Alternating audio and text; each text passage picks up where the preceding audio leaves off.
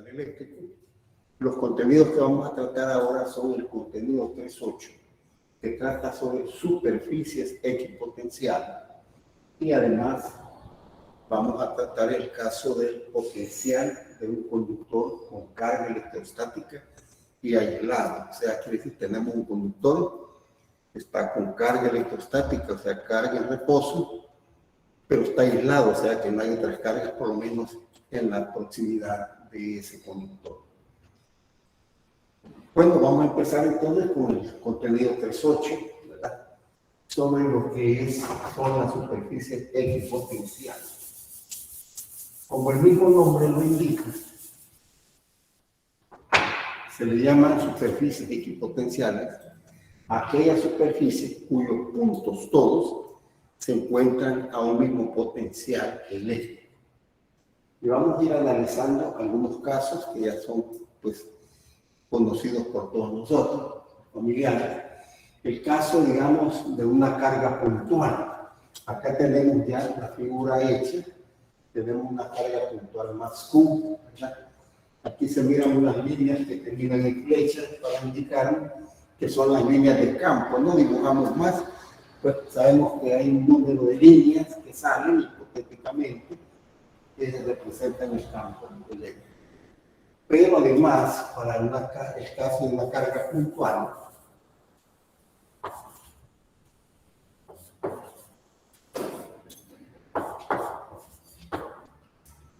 sabemos que además del campo eléctrico que se genera, que genera esa carga, también ahora sabemos que hay otra magnitud. La diferencia del campo eléctrico con una magnitud vectorial es el potencial. El potencial eléctrico es una magnitud escalar. Para el caso de una carga puntual, el potencial eléctrico lo tenemos mediante esta expresión K por Q sobre L, lo cual significa que el potencial es inversamente proporcional a la distancia que hay desde la carga al punto que estemos considerando. Entonces lo tenemos mediante esta expresión. K es la constante electrostática de la ley de Coulomb, Q es la magnitud de la carga. En este caso estamos poniendo el ejemplo de una carga positiva. Podríamos haber considerado una carga negativa. Pues bien, aquí entonces vamos a considerar que tenemos nuestra carga y imaginémonos superficies esféricas, superficies gaussianas si se quiere, ¿no? Una superficie aquí de radio R1. Todos los puntos que pertenecen a esta superficie esférica están a un potencial B1. Vamos a poner aquí B1. ¿Qué sería B1? Bueno, B1 es igual a K por Q sobre R1. Ese es el potencial. Quiere decir, esta es una superficie equipotencial, ¿verdad? Lo otro, tenemos una superficie más grande. Claro, los potenciales eléctricos acá van a ser iguales en todos los puntos, pero vamos a tener un potencial distinto, un potencial B sub 2. El potencial B sub 2 es igual a K por Q sobre R sub 2. Y así entonces podemos ver, pues, que esta carga puntual, aislada también, ¿verdad? Porque podríamos tener otras cargas aquí en la vecindad, entonces la configuración de las líneas de campo y lo mismo que las superficies equipotenciales serían diferentes. Entonces acá la superficie segunda, cuyo radio, ¿no?, es R2, el potencial es B sub 2. Y para la superficie esférica más grande, que aquí tiene un radio de R3 hasta estos puntos de esta superficie, están a un potencial B sub 3, el cual pues calcularíamos de igual manera, ¿no? B sub 3 igual a la constante electrostática sobre R sub 3, ¿verdad? Entonces son superficies equipotenciales. El potencial eléctrico es el mismo, ¿verdad? Y en todos los puntos, ¿verdad?, de esa esfera, siempre y cuando pues, esta carga esté sola, esté aislada. ¿Qué pasa si fuera una carga negativa? Bueno, será similar. Igual prácticamente, digamos, con las superficies esféricas, ¿verdad?, podemos considerar los radios. Ahora, ¿qué cambiaría? Cambiaría en que los potenciales serían negativos, porque si estamos trabajando con la carga negativa, el potencial eléctrico de esa carga sería potenciales negativos, ¿verdad? Y además, las líneas de campo, en lugar de ir apuntando hacia afuera, como podemos observar acá, apuntarían entonces hacia adentro. Las líneas radiales así son las líneas de campo eléctrico que ya hemos visto anteriormente y que nos servían precisamente para visualizar lo que es un campo eléctrico. Ahora, acá es necesario ir observando lo siguiente. Estamos hablando de superficies, aunque aquí, pues, como estamos en un plano, ¿verdad?, en dos dimensiones, lo que vemos es el perfil de esa esfera. Decimos acá tenemos una esfera de radio R1, la distancia de todo, de la carga puntual a cualquiera de los puntos, le estamos llamando R1. Para la esfera 2, pues todos estos puntos están a la misma distancia de R2. El potencial es el mismo. Y lo mismo, pues, que para la tercera esfera. O sea que podemos nosotros imaginar un infinito número de esferas, ¿verdad? Acá, las que quieran y las que quebramos. Pero son estas las que a nosotros nos interesan. El potencial es el mismo en cada una de ellas, ¿verdad?, teniendo su propio valor. B1 para la esfera 1, B2 para la esfera 2, B3 para la esfera 3. Ahora hay algo, pues, que acá se ve bien, se ve claro, ¿verdad? Y es el hecho de que las líneas de campo, estas líneas, ¿verdad?, y todas las que quisiéramos imaginar acá, atraviesan a las superficies equipotenciales en forma perpendicular, o sea, perpendicular. Por ejemplo, acá, viene esta línea, esta es una línea de campo, ¿no? Sale de la carga y aquí atraviesa, y la atraviesa perpendicularmente. Eso es una característica importante de tener en cuenta, porque tiene varias implicaciones, ¿no? Una de ellas es que, por ejemplo, el campo eléctrico producido por la carga más Q, si movemos una carga de prueba sobre dos puntos o varios puntos de una superficie equipotencial, el campo no produce trabajo, no hace trabajo sobre la carga de prueba. Por otro lado, pues una carga de prueba que se mueva también sobre una superficie equipotencial no genera en su desplazamiento un cambio de la energía potencial del sistema, ¿verdad? Entonces, eso es bien importante. Este es el caso, repito, particular de una carga puntual. Pero ahora vamos a ver otra situación un poquito más, digámoslo así, compleja, ¿no? Vamos a ver el caso de un dipolo. Un dipolo eléctrico.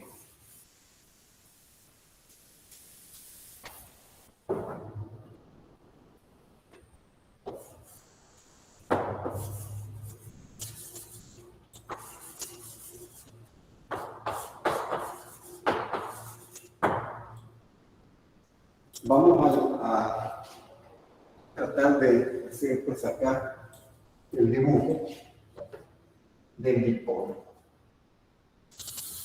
Primero vamos a tratar estas líneas, las vamos a primero utilizar de referencia, ¿no? Digamos que el eje X y aquí el eje Y. Y sabemos nosotros que el dipolo es un sistema de dos cargas, claro, de igual magnitud, pero de signos contrarios o signos diferentes.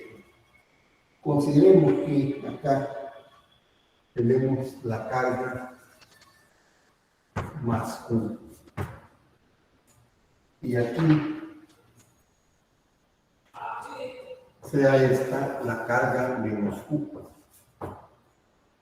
Bueno, entonces, ¿cómo son las líneas equipotenciales para el caso de un dipolo?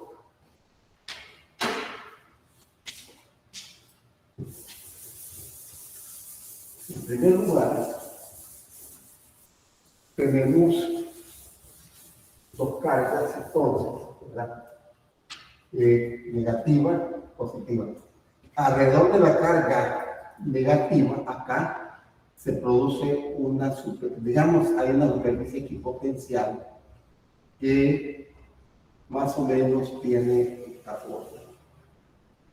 En forma similar podemos decir, tenemos acá sobre la carga positiva. Hay otra superficie, así digamos elipsoidal. Las superficies podríamos decir que son iguales, digamos que tenemos a la misma distancia, etcétera, ¿no? Pero tienen esa forma. Si nosotros consideramos otra superficie que aquí dibujamos, y podemos observar entonces que la superficie se agranda más en la parte posterior. Lo mismo podríamos sacar. Tratando pues de buscar una simetría, ¿no? Ahora, aquí podemos dibujar otras líneas de esta superficie, que ya sería mucho más grande.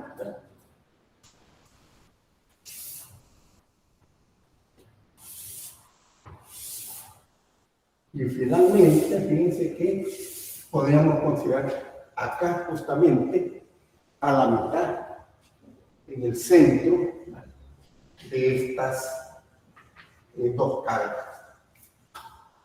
Voy a recordar algo que es bien importante traerlo ahorita, y es que nosotros podemos calcular el potencial eléctrico en las posibilidades del dipolo, ¿verdad? Y para ello, hay que recordar que hay una expresión. Aquí, por ejemplo, supóngase que a mí me interesa el potencial en este punto.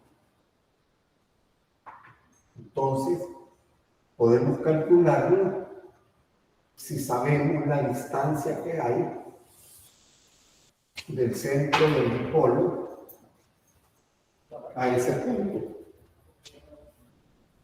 Y necesitamos entonces, a esta distancia la vamos a llamar R, al punto P. No, vamos a utilizar así nada más un punto cualquiera, ¿no? Un punto, porque no hay que confundir con otro parámetro que vamos a ver. Ahora, esta distancia a ese punto, ¿verdad? La línea del centro del dipolo forma un ángulo θ. Entonces yo puedo calcular el potencial eléctrico en ese punto. Llamémosle B nada más. ¿Cómo se calcula ese potencial? Bueno, el potencial eléctrico, han de recordar, para el caso de un dipolo en la cercanía, se escribe de esta manera, es igual a K por P, coseno de θ, sobre R al cuadrado. Aquí es R al cuadrado. ¿Qué quiere decir esto? Bueno, que en cada uno de los puntos que yo quiera, si conozco θ, conozco la distancia, yo puedo conocer el potencial eléctrico. Y vamos a un caso bien fácil de entender. Supóngase que consideramos una superficie justamente acá, que divide al dipolo en dos partes iguales y que coincide, aquí ya sería una superficie plana, porque este punto es potencial, ¿verdad? En este caso, las dos cargas están ahí a la misma distancia. Si aplicamos esta expresión, y con solo observar acá, en este punto, el coseno, aquí θ sería coseno de 90 grados, porque para el caso del dipolo, entonces, el potencial depende del momento del dipolo eléctrico, que es lo que representa P. El ángulo θ, pues, es la dirección de esa línea, que une, pues, el centro del dipolo con el punto que estamos considerando, y R, pues, que es esa distancia, ¿no? Entonces, si θ vale 90 grados, justamente estaríamos acá, sobre el eje Y. Y eso significaría que para este caso particular, aquí tendríamos un potencial igual a 0. Potencial 0, ¿no? Claro, es una superficie equipotencial. Aquí estamos viendo una línea porque estamos en el plano, ¿verdad? Pero podríamos pensar, pues, del dipolo y que tenemos una superficie infinita a la mitad. Ahí el potencial sería 0. En el punto medio del dipolo el potencial es 0. Estamos hablando del potencial eléctrico. Ya tenemos la expresión para calcular. Podríamos calcular los potenciales para cada una de estas superficies. Y podríamos tener aquí un potencial, digamos, de B1. Aquí podríamos decir que esta superficie un potencial B sub 2, esta sería B sub 3, B sub 4. Hay otra cosa bien importante. Todos los potenciales que tenemos acá del plano que divide en dos partes al dipolo hacia la carga positiva, pues estos potenciales son positivos. Pero los potenciales que tenemos acá, que rodean tan próximos a la carga negativa, estos potenciales son negativos. Y esto pues lo podemos ver acá porque si queremos para un punto, digamos, sobre esta superficie, aquí el ángulo θ sería mayor de 90. Y eso corresponde pues a un coseno pues, negativo, ¿verdad? Entonces acá, por ejemplo, si yo quisiera ponerle esta B1, pero sería menos B1. Los potenciales de esta superficie menos B sub 2. Y así, ¿verdad? Por la simetría podemos decir, si esto fuera perfectamente simétrico, a cada una de las superficies de que envuelven a la carga positiva, le correspondería otra igual, la carga negativa. Su potencial aquí es positivo, pero el potencial allá sería negativo. Bien, hay otra cosa importante, que ya lo mencionamos para las cargas puntuales. ¿Y qué pasa con las líneas de campo? Bueno, miren, aquí sabemos que las líneas de campo eléctrico salen de la carga positiva y van hacia la carga negativa. Aquí es una línea que pasa justamente ahí. Sale la carga positiva y llega a la negativa. Entonces, aquí no hay problema en entender que esa línea pasa perpendicularmente, atravesando a la superficie. Podemos imaginar otra línea, siempre saliendo la carga positiva, pasa por estas superficies potenciales, llega aquí. Y entonces aquí podemos ver también, aquí debe ser perpendicular, perpendicular, perpendicular, para ustedes vean. Porque eso es lo que nos interesa ahorita, ¿no? Entender que es una de las características que tienen las líneas, las superficies potenciales con respecto a las líneas de campo. Una de las características es esa perpendicularidad, lo que sería para acá. Y ahí tenemos, pues, más o menos, pues, la configuración, digamos, la configuración del campo eléctrico visto o visualizado mediante las superficies equipotenciales y mediante las líneas de campo. Hay líneas de campo que salen, ¿verdad? Y que en todos los puntos de esas superficies equipotenciales van a atravesarlo, van a pasar, van a cruzarlo, formando cabal en una forma perpendicular, o sea, a 90 grados. Bueno, tenemos otro caso que es más sencillo, pero también importante, y es cuando tenemos una hoja infinita de carga. Vamos a ver acá.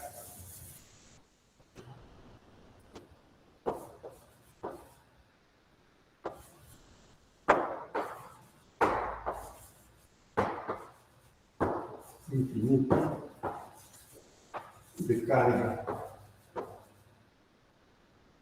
Aquí vamos a poner algo que es bien importante.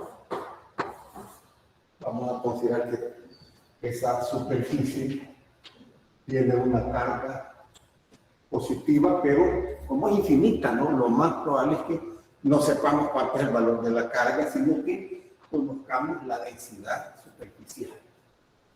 Vamos a dibujar acá, ¿verdad? Como es infinita, hay que entender, y además es una hoja, vamos a decir que aquí está la carga positiva.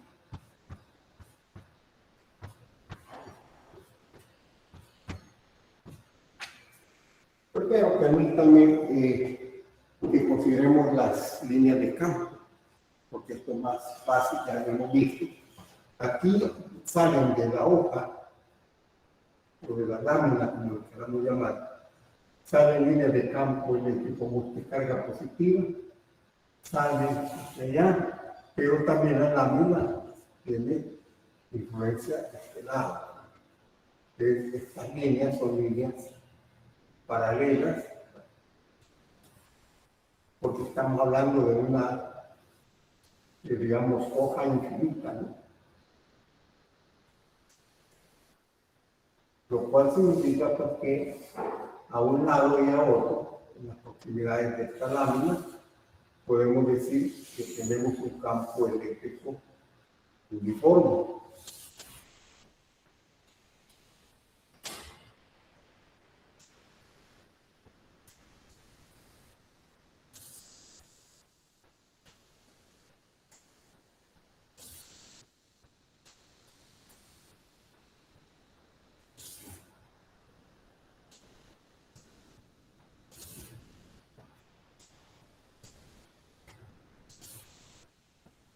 Bueno, para no cansarnos más, vamos a considerar que aquí sigue, ¿no? Vamos a hablar de esto, pero ya he entendido pues, de que es una lámina infinita. Estas son las líneas de campo. O sea que mediante estas líneas estamos hablando de esa magnitud, llamamos campo eléctrico. ¿Qué pasa entonces con las superficies equipotenciales? Las superficies equipotenciales son superficies planas y paralelas a esta hoja infinita. Es decir, acá tenemos, por ejemplo, para mencionar una, tenemos la superficie 1, la superficie 2, la superficie 3, lo mismo acá.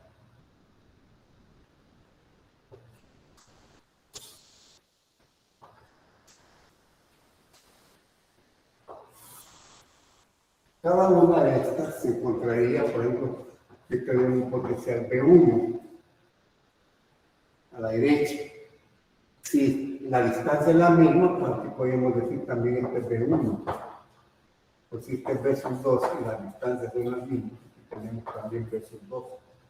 Los potenciales eléctricos son los mismos. Ahora, de nuevo, ¿verdad? Hay que observar algo pues, que es evidente acá. Cómo las líneas de campo cruzan en cada uno de los puntos a esta superficie en forma perpendicular, ¿verdad? lo hacen perpendicularmente. El campo acá tiene una magnitud igual a sigma sobre 2 H1 sub 0. Este es el campo eléctrico. Si yo estoy interesado en el campo eléctrico.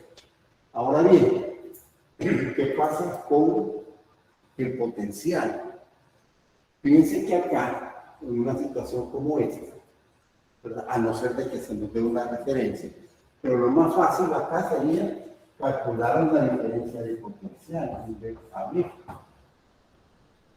Para calcular el delta B, yo necesitaría saber qué distancia hay entre dos superficies. Por ejemplo, yo quiero saber aquí cuál es la diferencia de potencial B1 menos B sub 2, ¿verdad? Entendiéndose porque B1 es mayor que B sub 2. Claro, aquí no vamos a hacer la demostración, pero hay una forma de estar complicada. Como el campo es uniforme, entonces aquí es E por la distancia. Estamos hablando de B1, que el potencial mayor menos el potencial menor. E por, digámoslo así, el delta X, que vamos a llamar aquí delta X. Podemos conocer entonces cuáles son las diferencias de potencial que hay, ¿verdad? Decía, a no ser de que se nos indique algo, pues, mire, el potencial, o se nos diga un potencial específico, ahí entonces pues podríamos calcular el potencial de cada una, pero lo que es más fácil, lo más práctico es encontrar las diferencias de potencial. Bueno, por último, veamos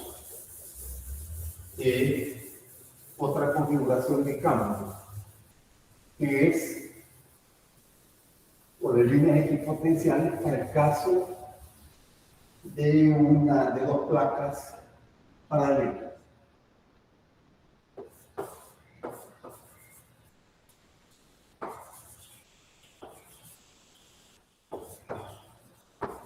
Las vamos a considerar también infinitas, pero no complicarnos mucho.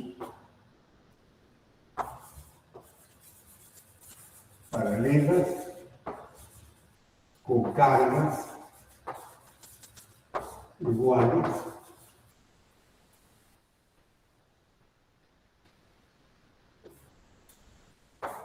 Pero de símbolos diferentes. Este es el caso, digamos, común que se tiene en clásico, ¿no? En los capacitores. El capacitor está constituido, digamos, si estamos hablando de un capacitor de placas paralelas, dos placas planas, ¿verdad?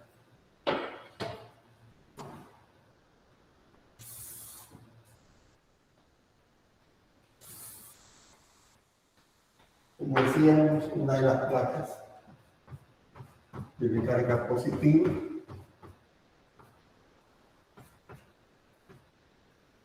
y la otra tiene carga negativa.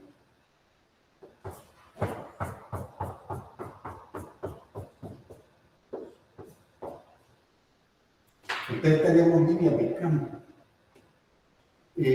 Aquí sin considerar los bordes de las placas, estamos hablando de las placas conductoras infinitas, ¿no? Entonces, acá, similarmente a lo que vimos allá, estas son líneas paralelas de campo eléctrico.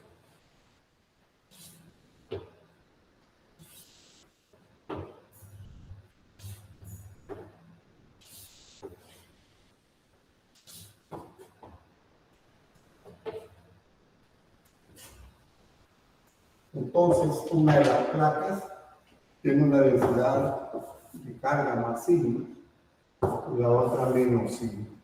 Las cargas, digamos, placas delgadas, quizás aquí vale la pena hacer referencia a algo, ¿no?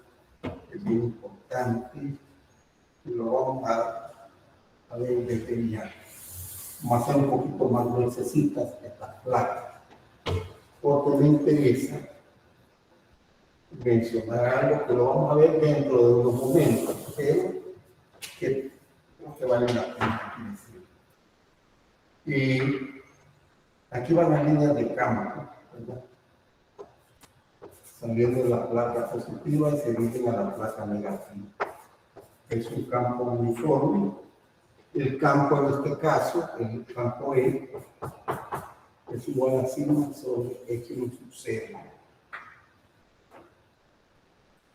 Bueno, pero estamos hablando de la superficie equipotencial. También en este caso, las superficies son planas, paralelas a las placas, ¿verdad? Aquí podemos nosotros considerar que aquí hay una superficie equipotencial, aquí podemos considerar otra segunda, otra tercera, y así, ¿verdad? Cada una va a tener su propio potencial, aquí va a tener un potencial llámese de 1, aquí un potencial versus 2, etcétera, ¿no? Versus entonces lo mismo, podemos observar que en este caso las líneas de campo van atravesando perpendicularmente a las superficies equipotenciales. En este caso, por ejemplo, vamos a suponer que algo que es bien común, lo vamos a ir adelantando acá. Si la distancia que separa a las placas, llamémosle D, hay una diferencia de potencial que se puede calcular así, la D es igual al campo por D. Esta expresión pues se va a ver en su momento dado, pues, cuando estemos ya en los capacitores, de la diferencia de potencial. Ahora, podría ocurrir lo siguiente, que digamos,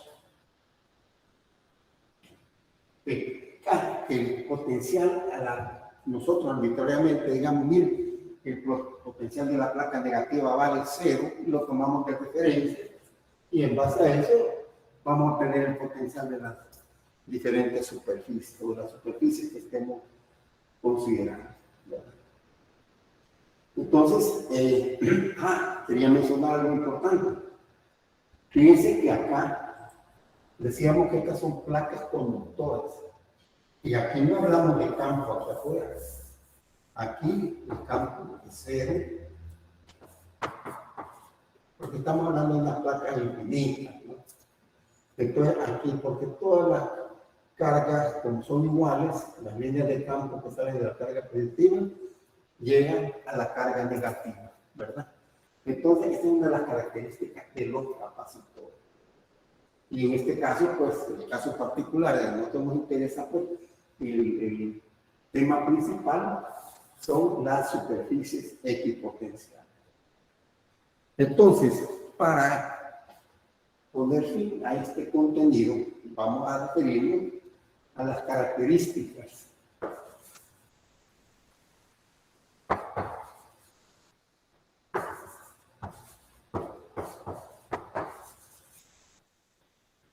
de las superficies equipotenciales.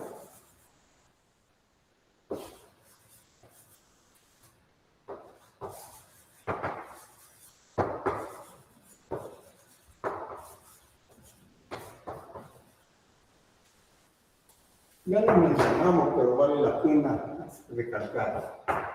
La primera, las líneas de campo eléctrico son perpendiculares. Las líneas de campo eléctrico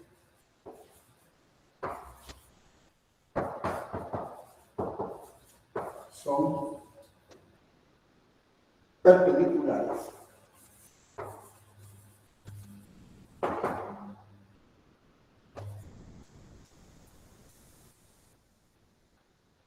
a cada punto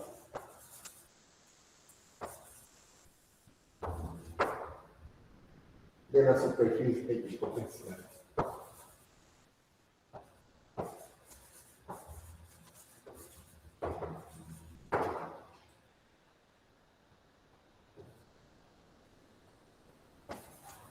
Equipotencial.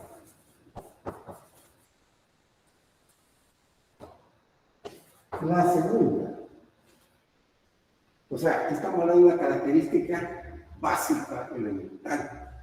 Y la segunda es que cuando una carga de prueba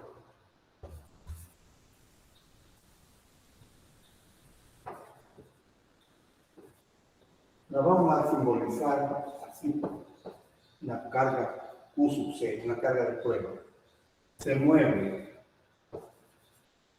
o se desplaza, como le quieren llamar, de un punto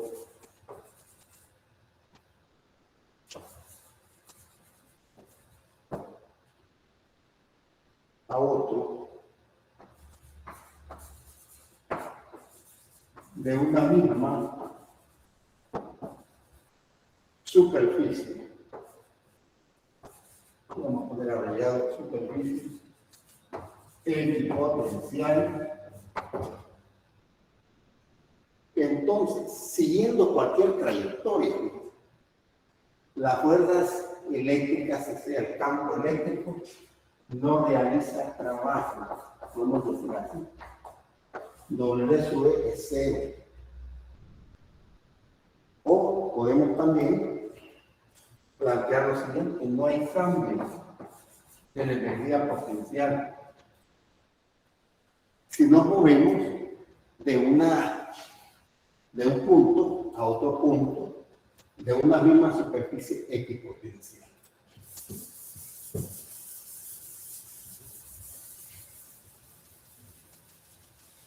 Bueno, y esto que estamos planteando ahí es válido para cualquier configuración de campo que tengamos. Supóngase que tenemos un campo acá eléctrico, que es una línea de campo. Esta línea viene de una carga positiva, hemos dicho, y van a hacer una carga negativa que no se ve, no nos interesa ahí. Pero sabemos que además de la línea de campo, tenemos superficies equipotenciales. Vamos a suponer que estamos viendo el perfil de dos superficies equipotenciales.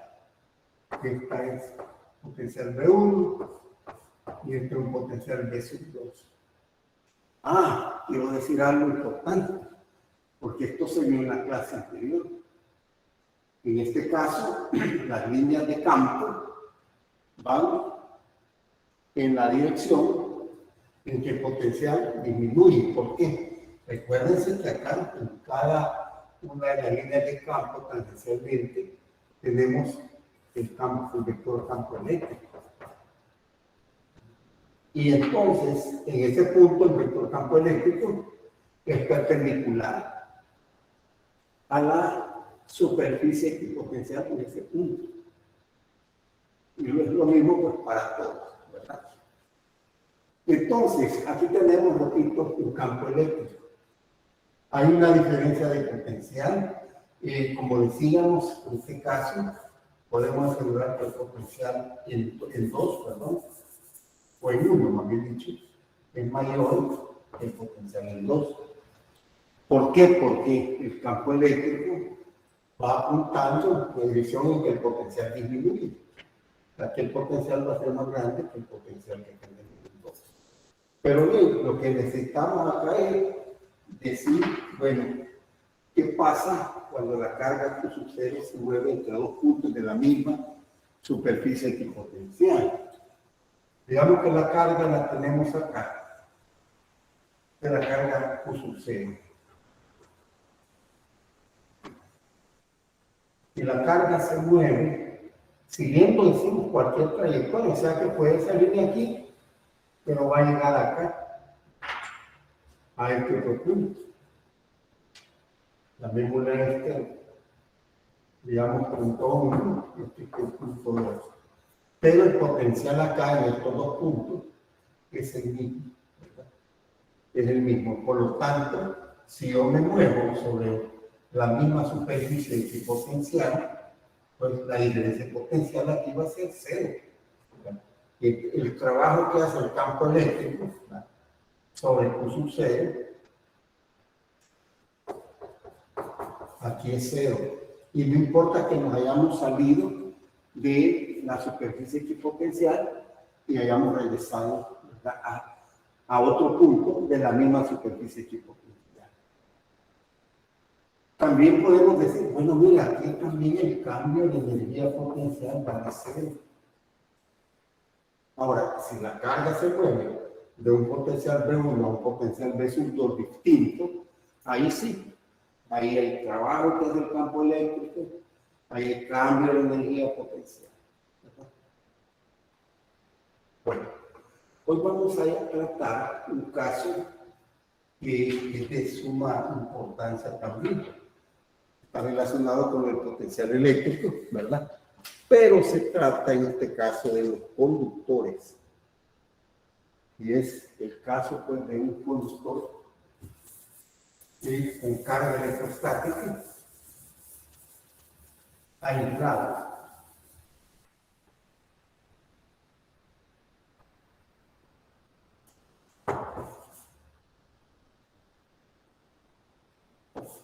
Potencial de un conductor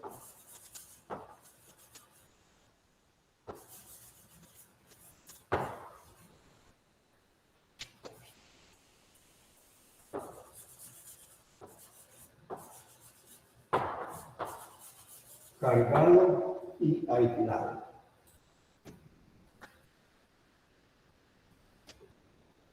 Bueno, el conductor puede tener cualquier forma.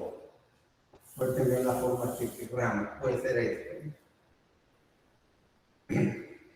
cualquier exceso de carga, sea positiva, sea negativa, que se tenga, esa carga se va hacia la superficie. Vamos a suponer que tenemos una carga positiva, que la carga viene hacia la superficie.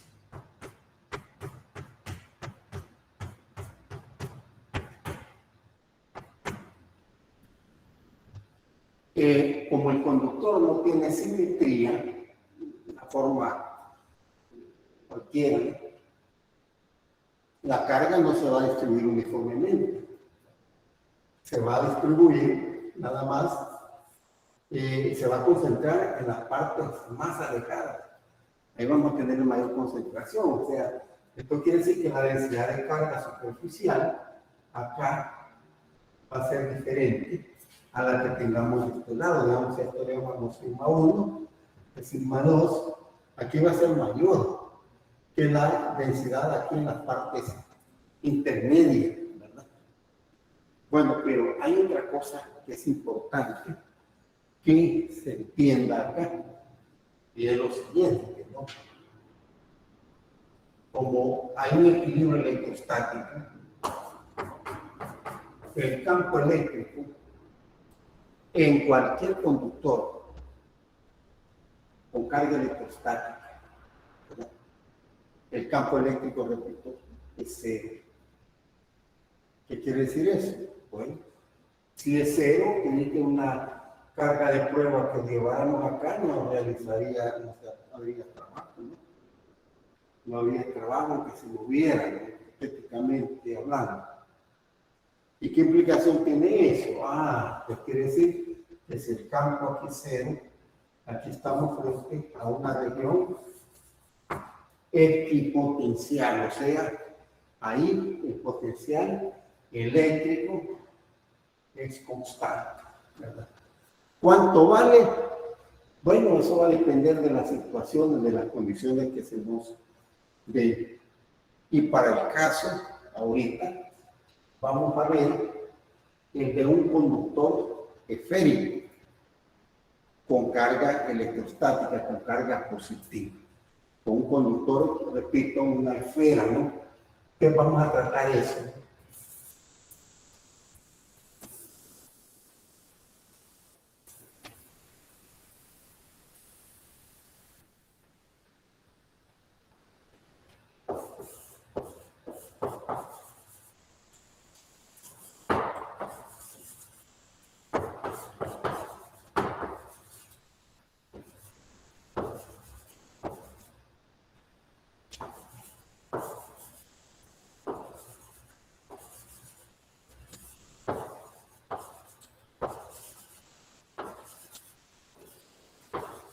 Y vamos a poner aquí una esfera conductora con carga más Q,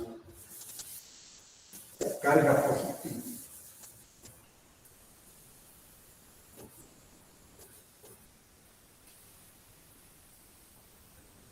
Bueno, vamos a dibujar la esfera.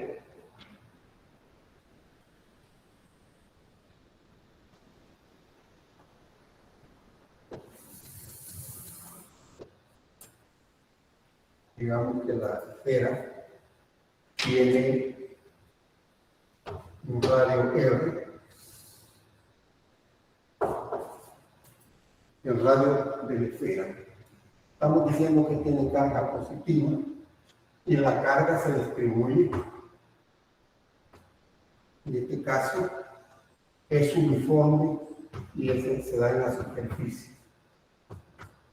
¿Y por qué es uniforme en este caso? Bueno, es uniforme porque estamos hablando de una superficie esférica y que tiene simetría. Entonces, ¿qué es lo más lejos que pueden alejarse la carga? Bueno, lo más lejos es al lugar de la superficie y van a quedar, digamos, uniformemente distribuidos. Entonces, queremos, en este caso, el potencial eléctrico, pero vamos a hacer lo siguiente. Primero, el potencial en un punto a una distancia R del centro de la esfera mayor que el radio de la esfera. Vamos entonces a indicar ese punto.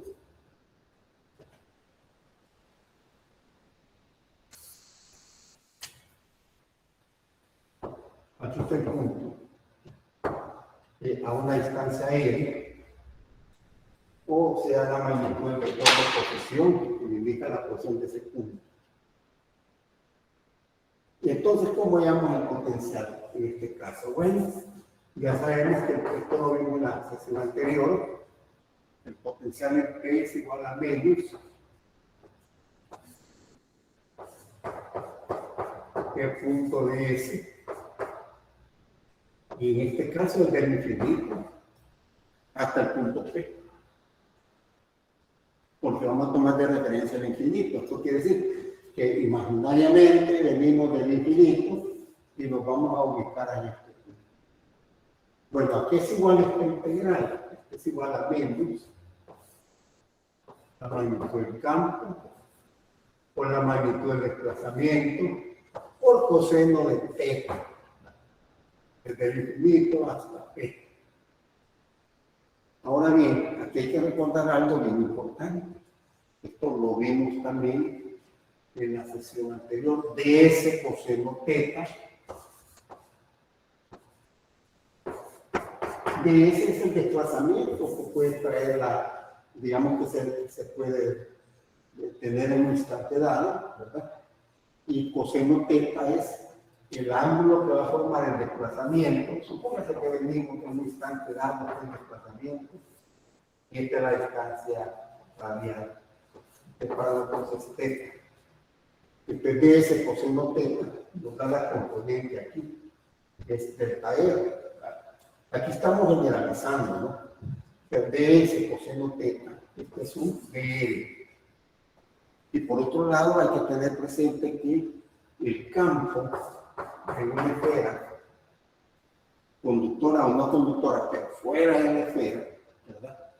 Con carga Q, resulta ser igual a K por Q sobre R al cuadrado.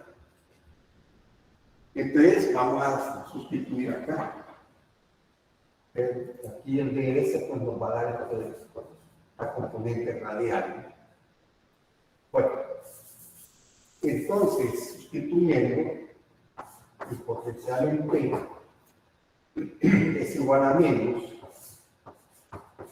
K por Q sobre R al cuadrado por dr desde el infinito hasta R. porque lo estamos llamando E a la distancia ya propiamente del centro de la esfera al punto P. Bueno, aquí ya sabemos a qué nos conduce este resultado. Acá sacamos K por Q.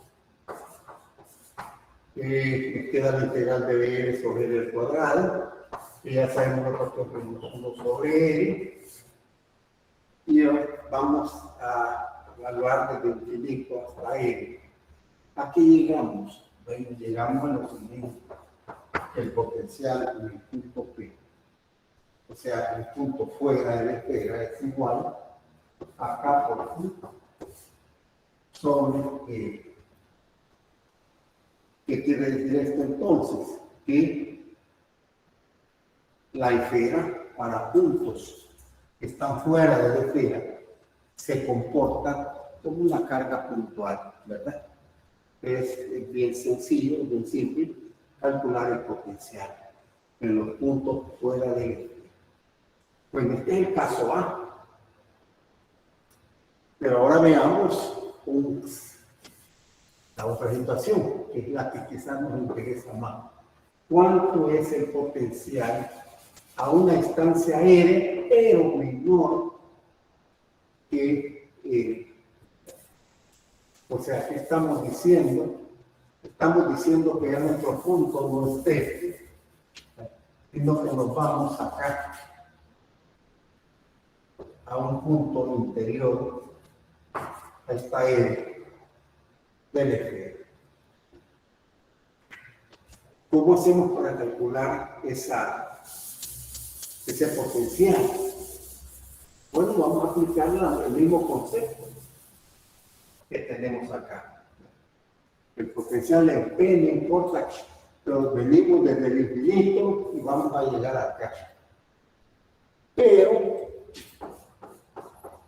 vamos a hacer lo siguiente.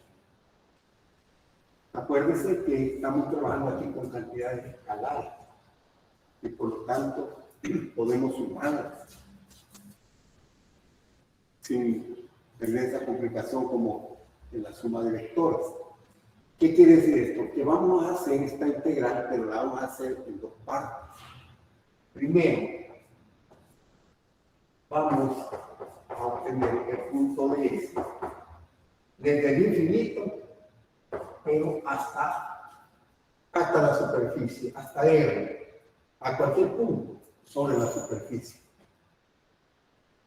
Y luego le vamos a sumar, claro, digo suma en términos generales, aplicando la misma expresión sería menos que también el punto de S de R, o sea, desde la superficie hasta el interior, hasta R. R en este caso es menor que R. Bueno, ¿qué quiere decir esto? Esta integral ya la conocemos. Es decir, ya sabemos a qué nos va a llevar, vamos a hacer la sustitución y todo eso, y llegamos a lo siguiente, ¿no? Aquí esta primera parte nos va a dar K por Q sobre R, porque estamos evaluando desde el infinito hasta R. La esfera se comporta como que fuese una carga puntual, justamente también para los puntos que están en la superficie esférica. ¿Y qué pasa con esta integral? Vean. Evaluar esa integral implicaría que yo esté acá en la superficie y me vaya hacia el interior de la esfera. Pero ¿qué pasa? En el interior de la esfera, como es una esfera conductora, el campo es cero y por lo tanto acá esta integral se hace cero. O sea que es como que yo le sume acá por Q sobre R, le voy a sumar cero. Entonces, en conclusión, en cualquier punto en el interior de la esfera conductora, el potencial es igual al que tenemos en la superficie. De la superficie hacia adentro, el potencial eléctrico de la esfera es K por Q sobre E. En cambio, en la parte exterior, pues, se comporta como una carga puntual. Es decir, K por Q sobre R, pero R, no, aquí es R. Y aquí este potencial es el mismo en toda la región esta. Estamos pues en el interior de la esfera con un potencial K por Q sobre R igual en todos los puntos. Bueno, para ponerle punto final a esta parte de la esfera conductora, vamos a hacer acá un gráfico que nos van a servir para comparar esas dos magnitudes que van estrechamente ligadas. ¿A qué me refiero? Al potencial eléctrico y al campo eléctrico. Pero en este caso, para la esfera, tenemos dos gráficos. Este gráfico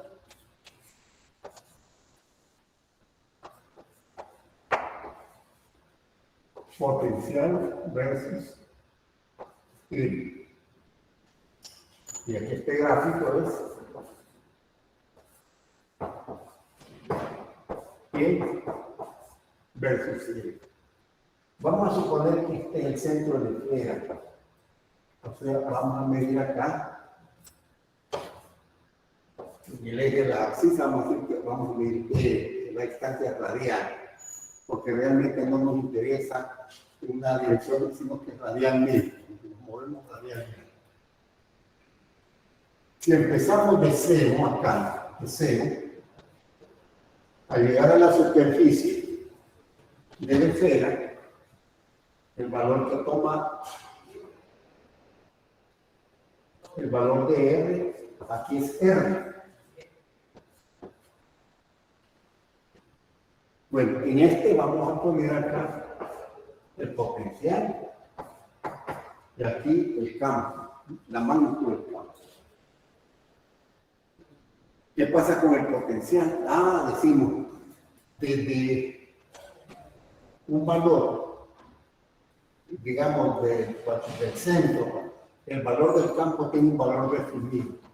Vamos a suponer que en nuestra escala aquí está lo que corresponde a K por Q sobre R. Al sustituir los valores, la carga, la constante, la electrostática, el radio, nos da un valor.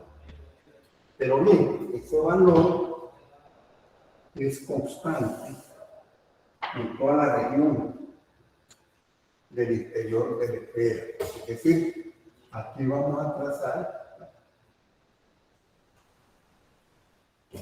este es el potencial. Lo representamos así, lo cual significa pues, que no cambia, que es el mismo en todo el interior de la esfera. ¿Qué pasa cuando salimos de la esfera? En todo el potencial se representaría mediante esta gráfica. ¿Por qué? Porque aquí el potencial es igual a K por Q sobre R, donde en este caso, acuérdense que los valores de R pues, ya son menores que los valores, son mayores, perdón, que el valor del radio de la esfera, ¿no? Entonces, aquí el potencial se comporta inversamente proporcional a la distancia. Ahora veamos qué pasa y con el campo que ocurre. El campo eléctrico es cero. El campo eléctrico es cero en el interior de la esfera. Entonces, ahí entonces no hay campo. En esta región el campo es cero, o sea, aquí vale cero. Pero cuando ya llegamos a cualquier punto de la superficie, aquí yo puedo decir, sí, pues no, aquí hay un campo. Por ejemplo, acá en este punto, ¿no? Ahí hay un campo. Y si yo sigo radialmente, aquí yo puedo, aquí a otra distancia R, el campo se va haciendo menor. Pero ¿cuánto vale la magnitud del campo eléctrico? Fuera de la esfera se comporta, como decía hace un momento, como que si se tratara de una carga puntual. Aquí es K por Q sobre L al cuadrado. Por lo tanto, si justamente en nuestra escala, acá esto corresponde a K por Q sobre R al cuadrado, porque ese es el valor del campo aquí en la superficie, ¿verdad? Pero de ahí, aquí adentro, para valores menores de R, el campo vale 0. Entonces solamente vamos a tener campo en el exterior y el campo entonces va a variar de esta forma. ¿Qué significa esto? Lo que es igual K por Q sobre R al cuadrado. Para valores mayores de R, entonces el campo cambia de esta manera. Es inversamente proporcional a la distancia del centro de la esfera, pero elevada al cuadrado. Entonces aquí tenemos pues estos dos gráficos que corresponden pues al comportamiento de estas dos magnitudes. Empezando pues desde el punto medio del centro de la esfera, ¿verdad? Y moviéndonos hacia la superficie de la esfera, en esta región, ¿verdad? Y luego fuera de la esfera, para distancias mayores de E. Bueno, decía, pues, este es algo bien interesante, bien importante, y es que porque los conductores esféricos pues, tienen bastante, digamos, aplicaciones, bastante, es bien común encontrarse con situaciones de conductores esféricos. Bueno, vamos ahora a hacer un pequeño ejercicio, un ejemplo, ¿no? De esto. Vamos a borrar aquí.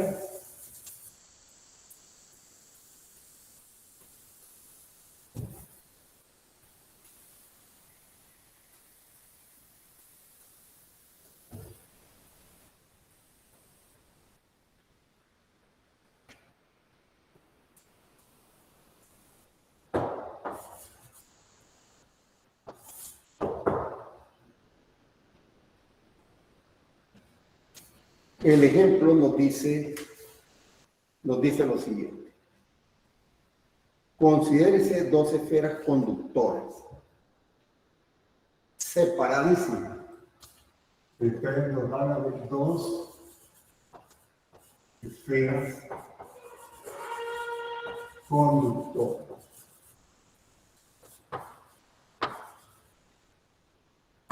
Muy lejos. Vamos a ver la otra.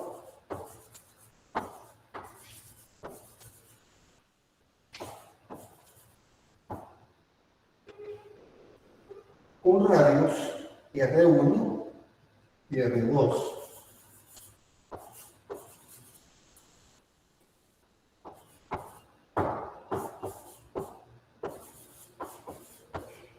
Pero aquí nos pone una condición, que el radio de la esfera 2 es el doble del radio de la esfera 1. Y además nos dice que inicialmente la esfera 2 está descargada. Entonces, aquí vamos a decir lo siguiente. Inicialmente, la carga de la esfera 1 es Q.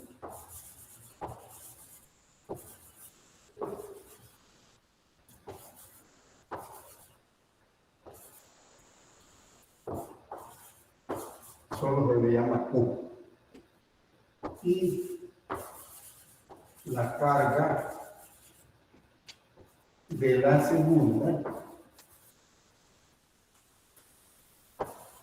es 0. O sea, no tiene carga eléctrica. Pero ahora viene otra parte del problema que nos dice que las esferas se conectan mediante un alambre largo y delgado, como están bien alejadas las esferas, ¿no? Entonces las esferas se conectan mediante un alambre largo y delgado.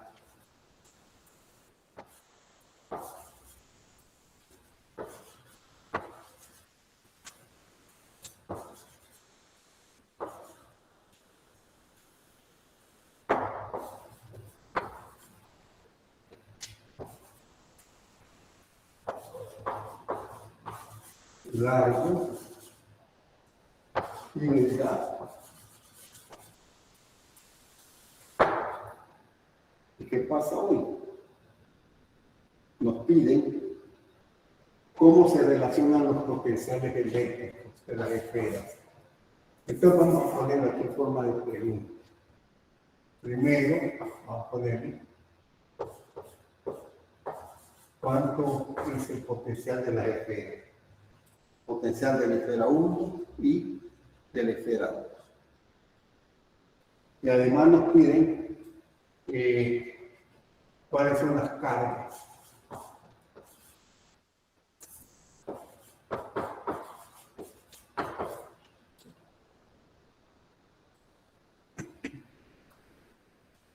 Bueno, entonces vamos a hacer acá un esquemita.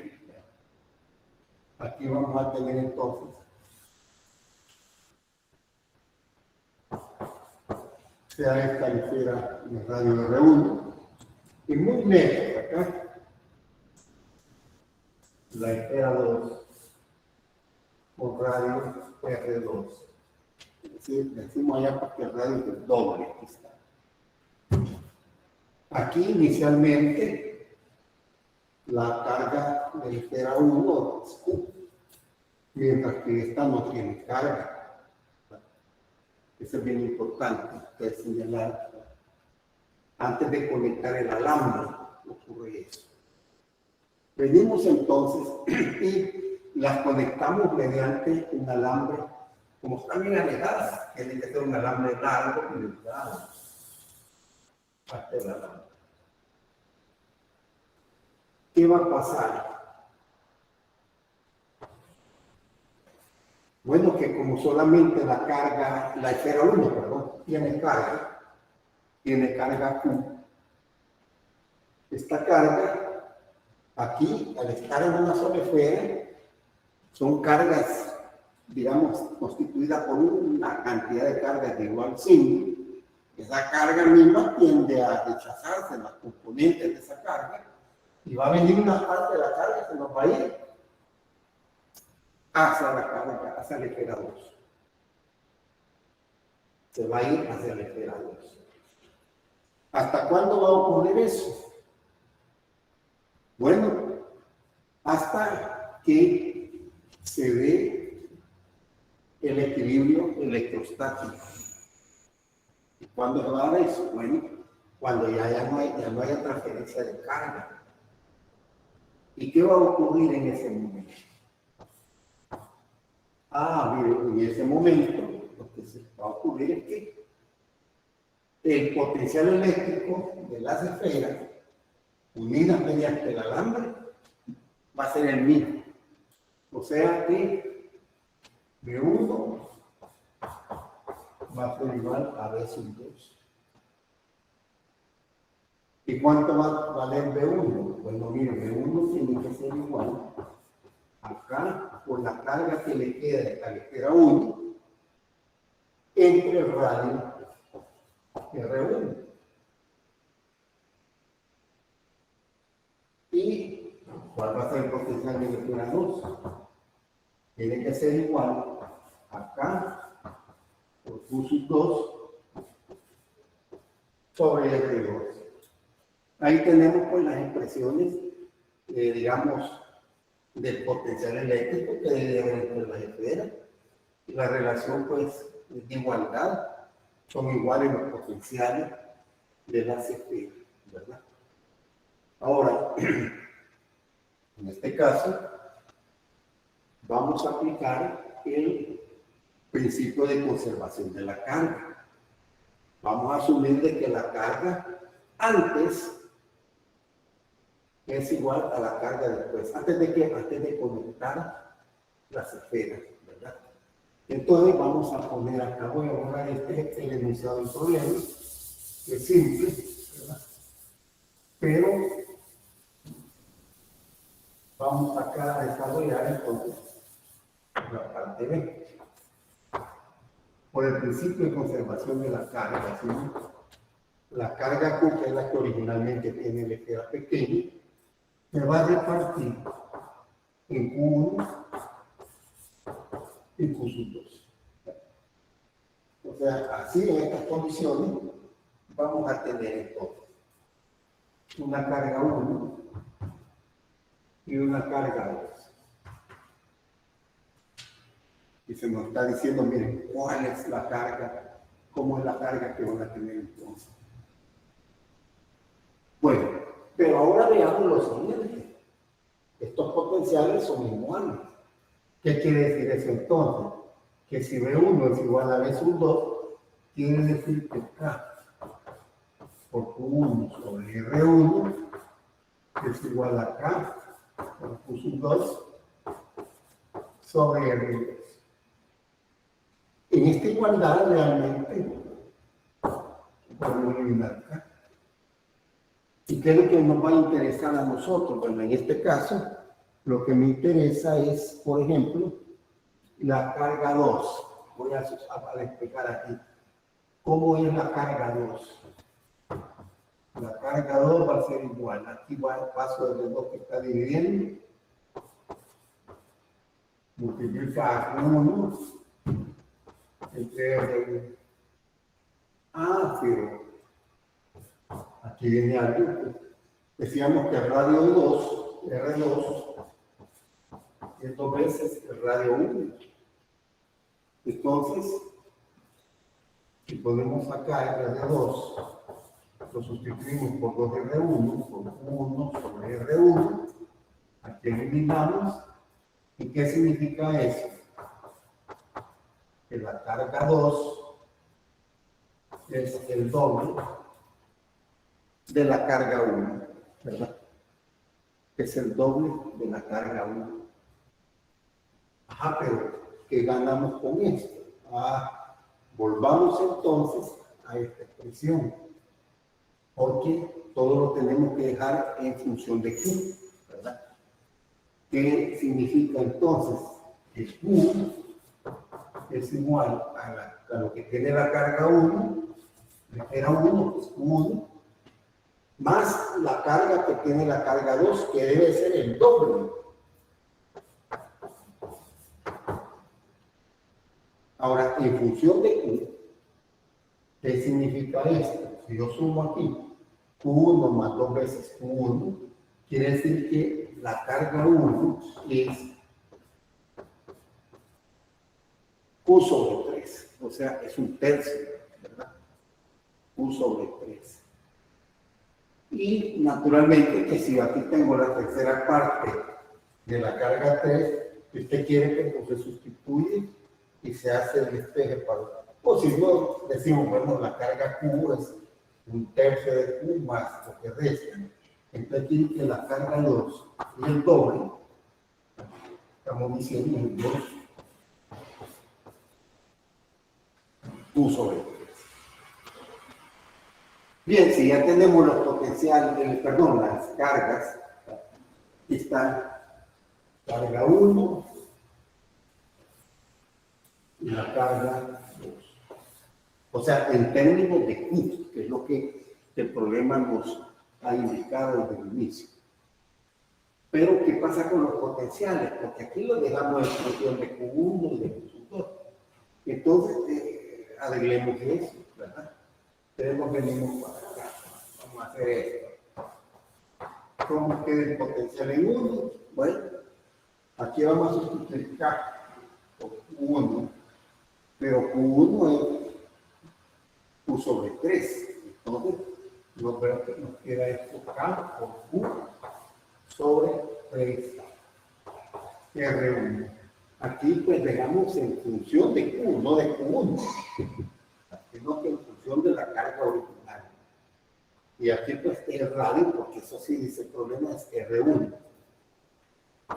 ¿Y qué es V sub 2?